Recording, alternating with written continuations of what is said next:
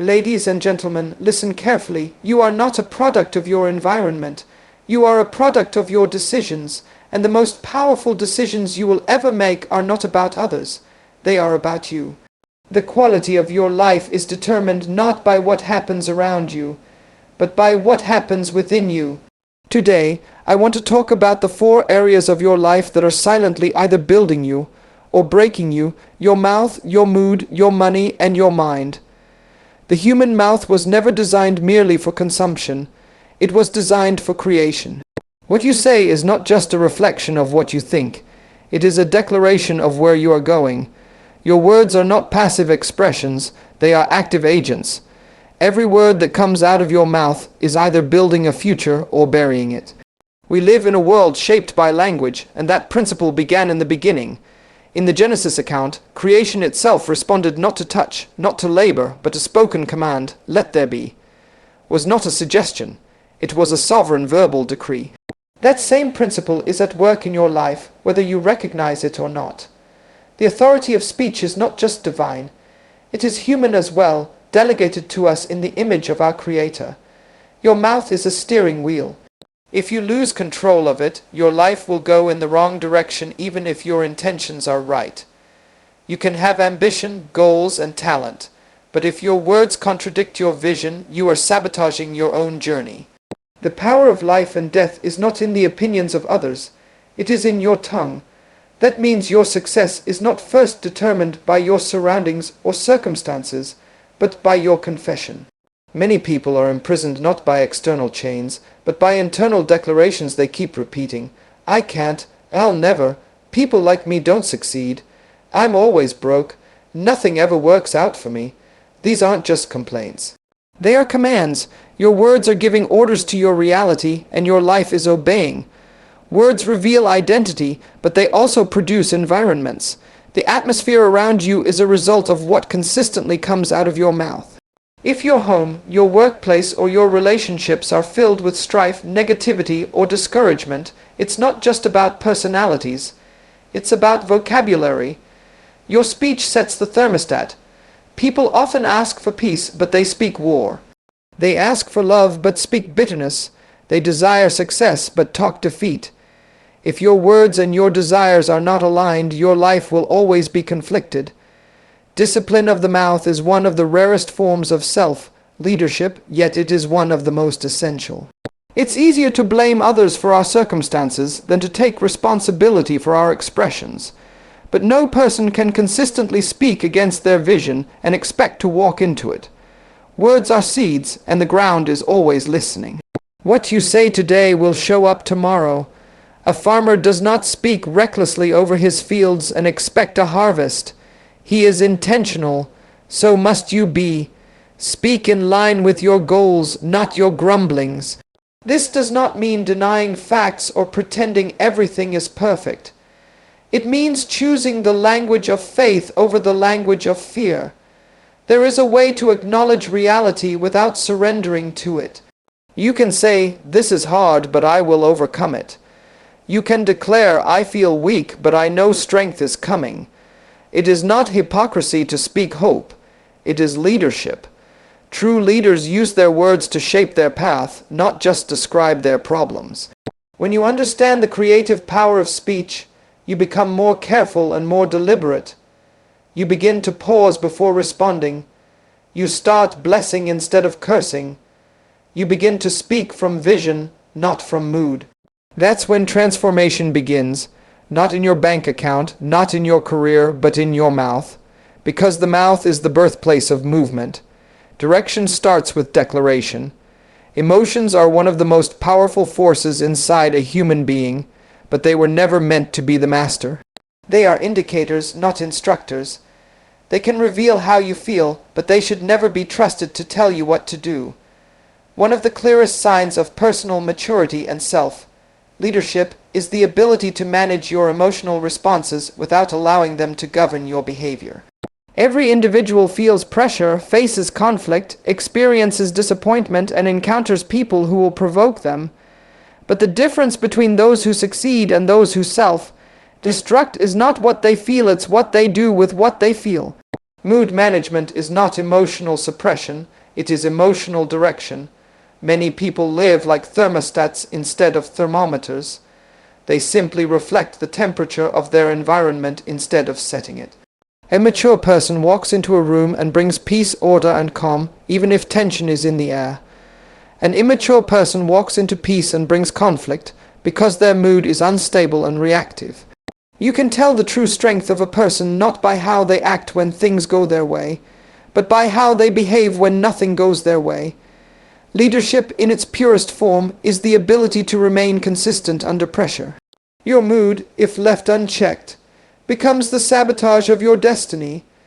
No matter how gifted you are, if you cannot manage your emotional climate, you will eventually disqualify yourself from opportunities that your talent alone cannot protect. There are people who never lost because they lacked opportunity or intelligence, but because they couldn't keep their emotions under control. One outburst, one poorly timed reaction, one moment of rage, one lapse in judgment, all because a mood was allowed to take the wheel. That is why emotional discipline is not a soft skill. It is a leadership requirement. People follow those who are stable, not those who are dramatic. A volatile mood may gain attention, but it will not earn respect. Stability creates influence. Emotional mastery builds trust. When others see that your peace is not easily shaken, they begin to look to you for direction. But when your mood is your master, your leadership becomes a liability. Managing your mood does not mean denying your emotions. It means acknowledging them without allowing them to control your decisions. Emotions are valid, but they are not always accurate. Feeling something deeply does not make it wise to act on it. The moment you begin to equate your emotions with your identity, you become enslaved to passing feelings. You are not your anger, you are not your fear, you are not your anxiety, you are not your discouragement. These are visitors, not residents. You can feel them without yielding to them. You can observe them without obeying them. And when you begin to see that emotional control is an act of strength, not suppression, you step into a new level of power. Mood control is not about pretending, it's about prioritizing. You prioritize purpose over impulse. You prioritize principles over reactions. You choose to lead your life by decisions, not by disruptions. Just because someone disrespects you does not mean you must respond the same way. Just because the situation is frustrating does not mean you have to become frustrated. You begin to practice emotional distance, not in a cold, disconnected way, but in a wise, discerning way. You learn to pause, you learn to reflect, you learn to respond with intention instead of react with instinct. This is not weakness, this is wisdom, because true mastery is not the ability to control others. It is the ability to control yourself. Money is never just about currency, it is always about character. How you handle money is not simply a financial issue. It is a reflection of your discipline, values, and vision. Money is not emotional, but people are. And when people lack discipline, money becomes a tool of destruction instead of a resource for purpose. The misconception many have is that more money will fix their problems. But the truth is that money only magnifies who you already are. If you are undisciplined with little, you will be more destructive with much. If you are disorganized with hundreds, you will be overwhelmed with thousands. Financial increase does not solve disorder, it exposes it. The reason so many people struggle with money is not because they lack income, but because they lack intention. They live by impulse, not by principle. Every dollar you receive is a test, and how you spend it reveals what you truly value. Look at where your money consistently goes, and you will see the direction of your life. Spending without a plan is living without a future. Money is a tool, not a trophy. It was never meant to be worshipped or wasted.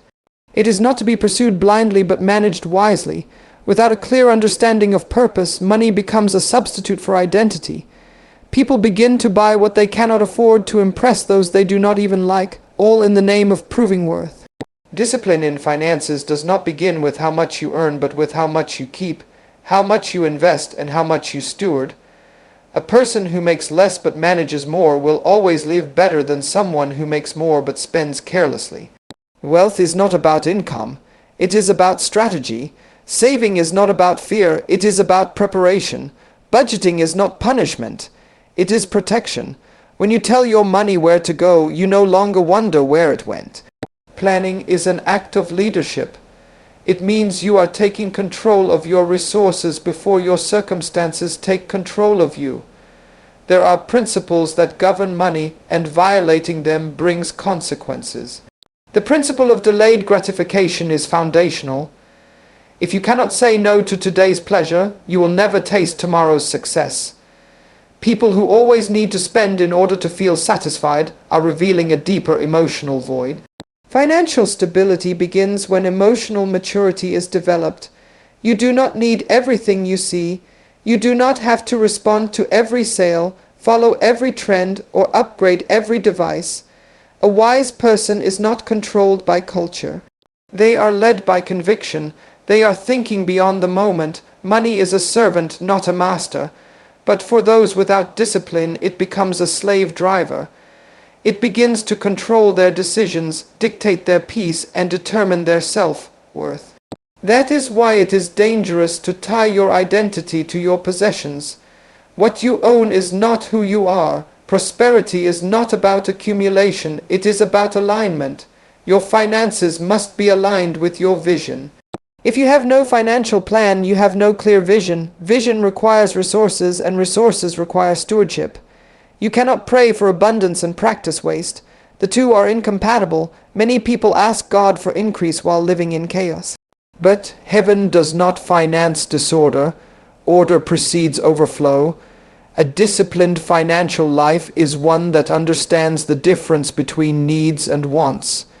It recognizes the long-term reward over short-term relief.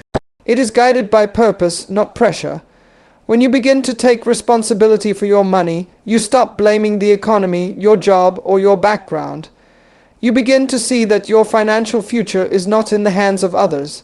It is in your daily decisions. Every dollar has a destiny, and when you respect the value of small things, you qualify for more. The greatest war you will ever fight is not outside of you. It is inside your head. The mind is the original battlefield where victories are first won or permanently lost. Every external success or failure originates from internal dialogue, belief systems, and thought patterns. What happens in your life begins with what you allow to happen in your mind. The world you experience is filtered through the lens of your thinking. If your mind is cluttered, your life will be chaotic. If your thoughts are limited, your future will be restricted. Every person is shaped not just by what they encounter, but by how they interpret what they encounter. The mind assigns meaning, and that meaning creates momentum or stagnation. Your mind is not a neutral place. It is constantly being influenced by your past, by your environment, by your culture, by your experiences, and often by invisible beliefs you didn't consciously choose. These influences form mental strongholds, and a stronghold is not a physical barrier, but a mental fortress built by repeated thoughts. Some people are imprisoned by ideas they absorbed in childhood, by words they heard in pain, or by conclusions they drew in moments of failure. These ideas grow roots and begin to dictate how they see themselves, what they believe they deserve, and what they think is possible. Until those mental barriers are challenged, a person can live a life far below their potential, not because of limitation, but because of agreement with a lie. Thoughts are seeds, and the mind is the soil. Whatever you allow to remain in your thinking will eventually grow into decisions, habits, and realities. You cannot continuously think thoughts of fear and expect a life of confidence. You cannot dwell on lack and expect abundance. You cannot meditate on rejection and expect to walk in favor. The mind cannot be passive. You must take control of your thought life the same way a farmer takes control of his field. He does not hope for a good harvest. He sows intentionally, uproots weeds, protects the soil, and prepares for growth. The same discipline is required mentally. You must guard what you expose yourself to, Be vigilant about what you entertain, and be deliberate about what you feed your mind. What you meditate on becomes your mindset, and your mindset shapes your movement. A person with a defeated mindset will sabotage every opportunity because they expect failure. A person with a mindset of scarcity will miss windows of increase because they are too afraid to take risks. A person with a toxic mindset will infect every relationship, not because others are wrong, but because their filter is broken. This is why transformation is never first about behavior. It is always about belief. When your mind changes, your habits change. When your perspective shifts, your patterns follow. Every major change begins with a new thought. The battle is won not just by working harder, but by thinking differently. Your thoughts must be trained. Left to themselves, they will wander, worry, fear, exaggerate, and attach to false assumptions. A disciplined mind must be developed. It does not come naturally. You must challenge thoughts that do not align with your purpose. You must question every belief that limits your growth. You must replace internal narratives that are rooted in fear, shame, or self-doubt. This is not just mental hygiene, it is personal leadership. The person who can command their thoughts can command their life. The ability to focus, to reject distractions, to silence internal noise, and to direct your thinking toward growth is one of the most powerful skills you can cultivate. The future does not respond to talent alone. It responds to clarity, and clarity begins in the mind. True leadership does not begin with others. It begins with yourself. The foundation of all effective leadership is self-control. Before a person can command respect, give direction, or influence outcomes, they must first master their own impulses, emotions, behaviors, and decisions. Leadership is not about charisma, position, or titles. It is about responsibility and restraint. A person who cannot lead themselves is unqualified to lead anyone else, no matter how talented or gifted they may be. Control is not about being rigid, it is about being rooted. It is the ability to stay anchored in values when the environment is unstable.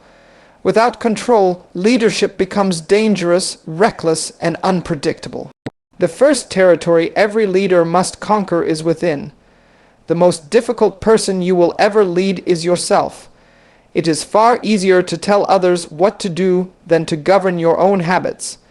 It is easier to speak about vision than to consistently live in alignment with it. It is easy to be strong in front of a crowd and weak in private. But leadership without integrity is manipulation, and discipline is what bridges the gap between what you say and how you live. When a leader has control, there is consistency. People trust what is stable. They follow what is grounded.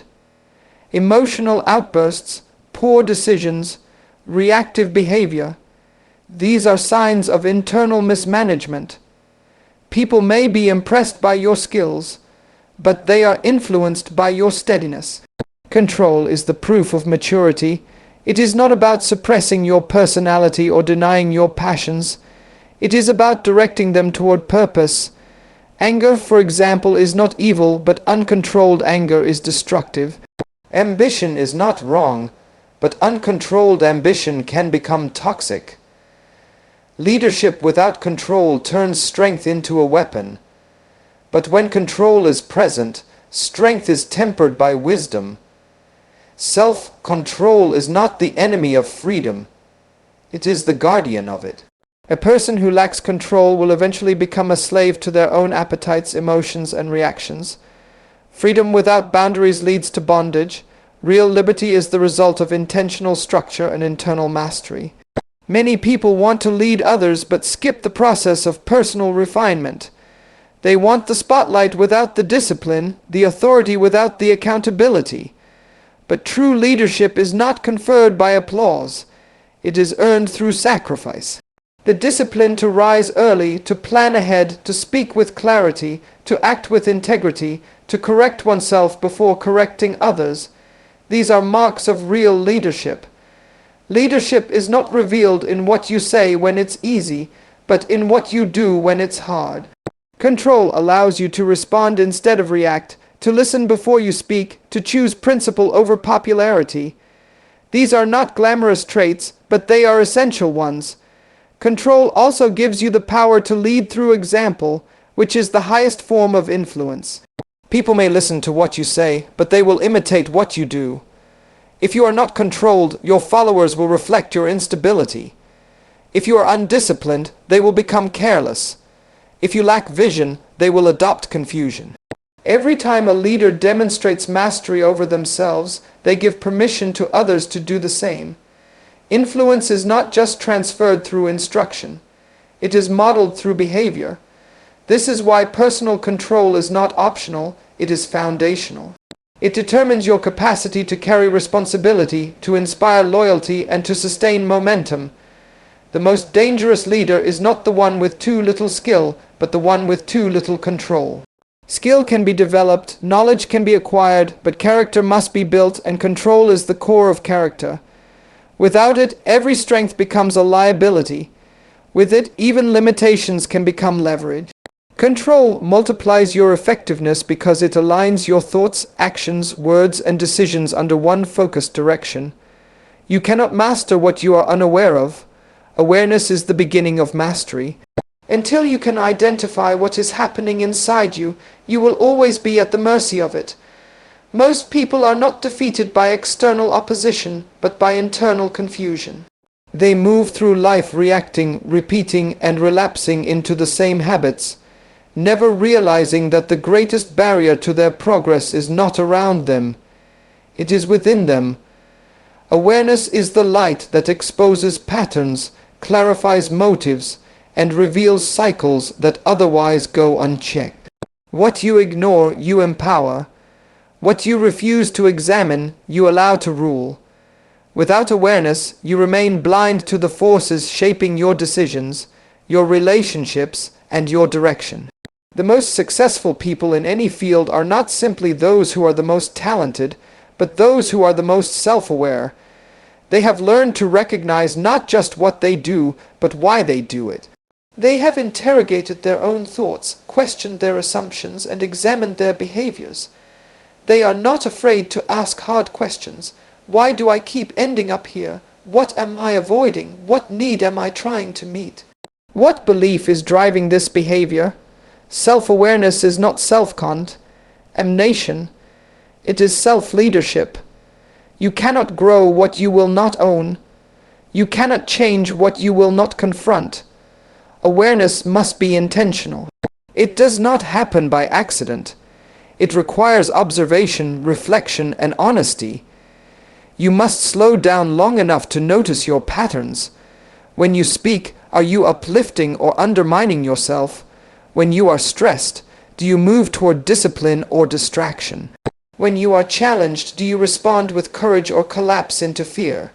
These questions are not just psychological. They are spiritual and practical. They help you break free from living on autopilot. They interrupt cycles that were inherited, learned, or formed through trauma. They open your eyes to what's happening beneath the surface. The mind has a tendency to protect you from pain by burying truth. It rationalizes behavior, excuses dysfunction, and blames others.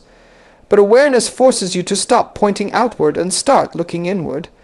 You begin to recognize that your triggers are teachers. Your anger reveals what still hurts. Your jealousy reveals where you feel inadequate. Your anxiety reveals where you do not trust. These emotions are not enemies. They are signals. They are opportunities to dig deeper.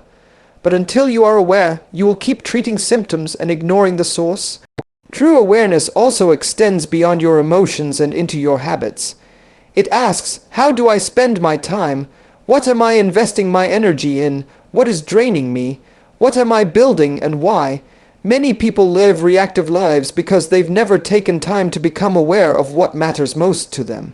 They drift from one demand to another, guided by urgency instead of clarity. But awareness gives you the power to choose. It allows you to live from vision, not from pressure. You begin to say no with confidence. You begin to say yes with intention. You become strategic with your energy because you understand what aligns with your purpose and what distracts from it. Awareness requires humility. It requires the willingness to admit that you don't have it all figured out. It requires the strength to face uncomfortable truths without running from them. Growth is painful because awareness removes your excuses. It shines a light on the role you play in your own limitations. But that same light also shows you the path forward. When you become aware, you become empowered. You realize that your story can change, your habits can shift, your mindset can evolve, and your life can be transformed. Not because of what happens to you, but because of what awakens within you. Leadership is not first about leading others. It is about ruling your own spirit. The one who controls their mouth shapes their influence. The one who governs their mood protects their peace. The one who manages their money preserves their future. The one who trains their mind secures their destiny. The one who lives with control walks with authority. And the one who walks in awareness lays the foundation for transformation. Mastery begins within. The world will only rise to meet those who have first conquered the territory of self. You do not need more followers. You need more focus. You do not need more opportunities. You need more order. If you can rule yourself, you can change your world. The greatest battle you will ever win is not outside you, but within you. And the moment you take full responsibility for your mouth, your mood, your money, and your mind, you unlock the power to lead with purpose, walk in freedom, and fulfill your highest potential.